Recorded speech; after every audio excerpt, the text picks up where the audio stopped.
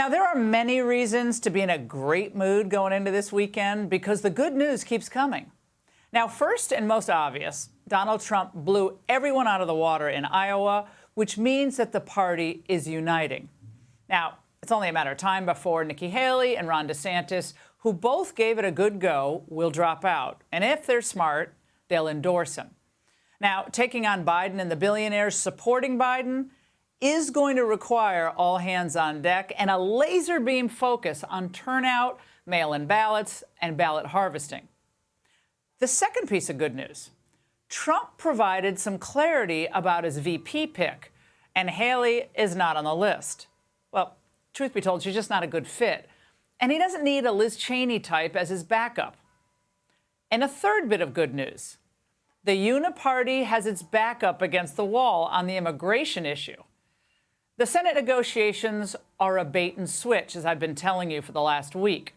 President Trump has smartly and strongly come out against it.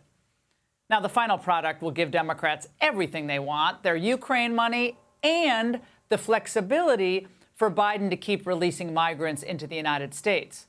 But what do we get in return? Essentially nothing. Now, Republicans say, Laura, just wait until we see what's in the bill, the text of the bill. But what I'm telling you tonight is that's naive, because the details are irrelevant. We know that Mayorkas and Biden are never going to enforce the border, despite all the phony hype by Schumer. Speaking in the Senate, we are making really good progress. I am more optimistic now that we can come to an agreement on border and Ukraine in one package. I am more optimistic than ever before that we'd come to an agreement. If the cries for help from liberal mayors didn't compel them to stop the invasion, words in the Congressional Register sure aren't going to compel Biden and Mayorkas to do the right thing, so give me a break. Now, the good news is that the GOP grassroots has never been more united on this issue. And Democrats, as a result, they are panicking. Now they're even trying to pressure Speaker Johnson to let the Senate deal go forward, and in return, they'll give him votes to help him survive any leadership challenge. Now, these implicit threats will not go over well. Even Politico knows how pathetic that this makes Democrats seem.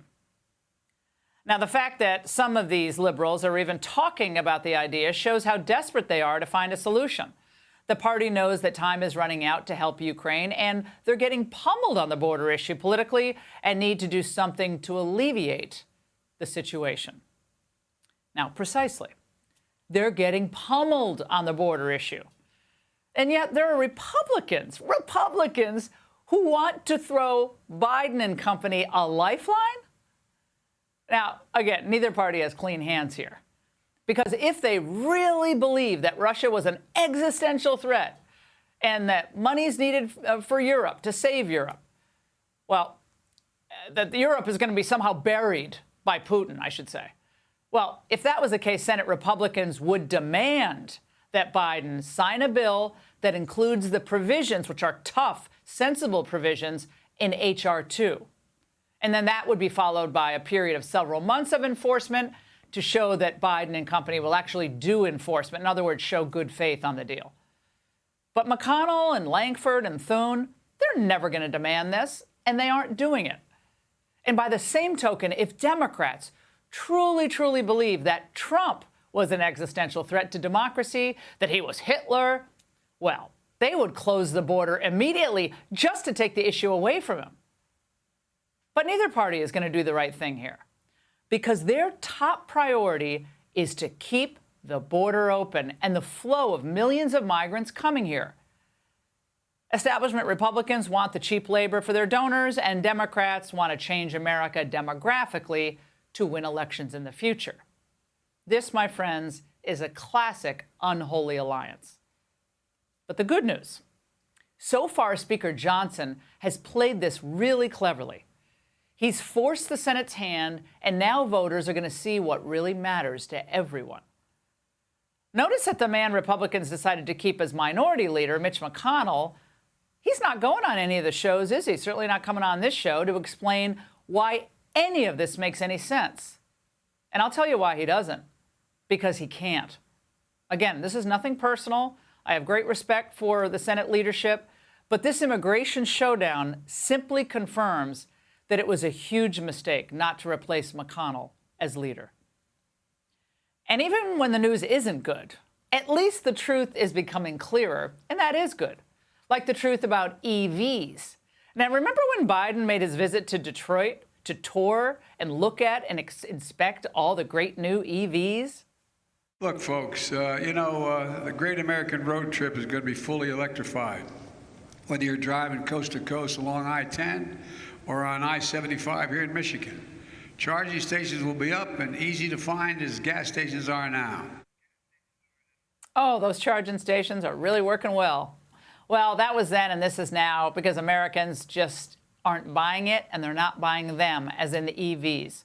And many who have actually bought the electric vehicles aren't loving them.